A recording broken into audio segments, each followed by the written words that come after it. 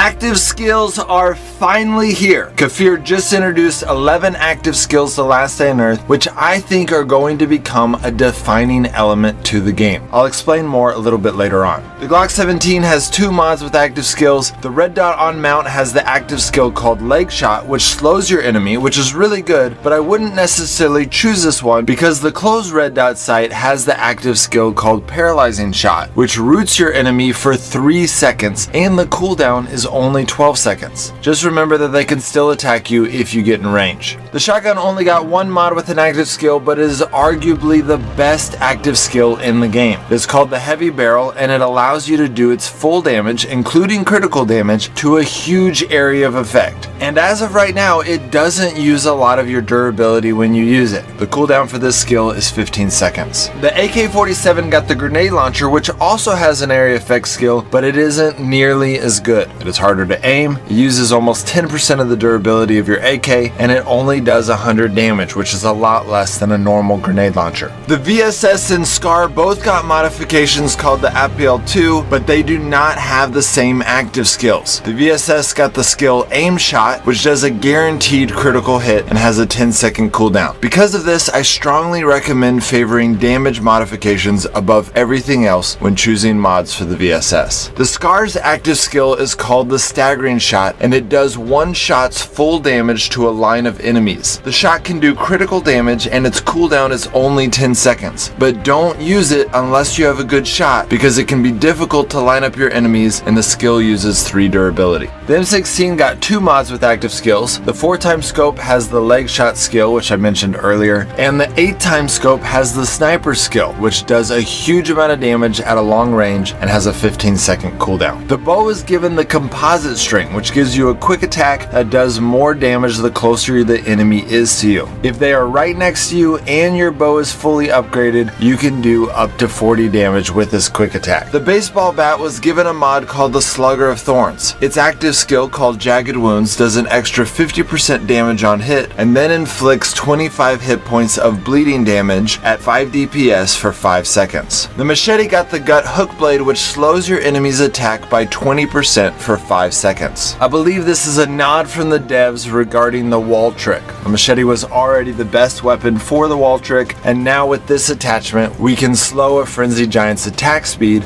to make it even easier. So that is all the active mods they introduced in this update, and while they seem pretty cool already, I think that when multiplayer comes out, active mods are going to be a defining element of this game. If multiplayer combat was added to Last Day on Earth right now, the strategy would be mostly about positioning to focus DPS. Being able to use active skills to slow or root our enemies, sniping them at a distance, and using area effect skills is going to dramatically diversify the types of encounters that we would experience in multiplayer combat. So while these skills are already a lot of fun, what is really exciting about active skills is what they mean to multiplayer combat when they finally come out. Well, that's it guys, hope that helps. The devs also made other hidden changes in this update, but I have moved listing those changes to my live channel. Now I know a lot of you don't like watching live streams because they're too long, so I will list all of the hidden changes in just the first 3 minutes of that update's live stream before we actually start playing. Lastly, my next video on this channel will be an announcement that you will not want to miss. I will try to make the thumbnail and title catchy so that you will want to watch it, but even if I don't, I assure you that you will want to watch it. This channel has attracted the attention of some very powerful people in the gaming world, and they are giving me an opportunity that most YouTubers only dream of. Now, some of you might think that this is going to be a sponsorship announcement, which would be exciting to me and not really that exciting to you, but I promise that it is a lot more interesting than that. The only reason I haven't shared it yet is because I'm still working out all the details with them before I make the announcement.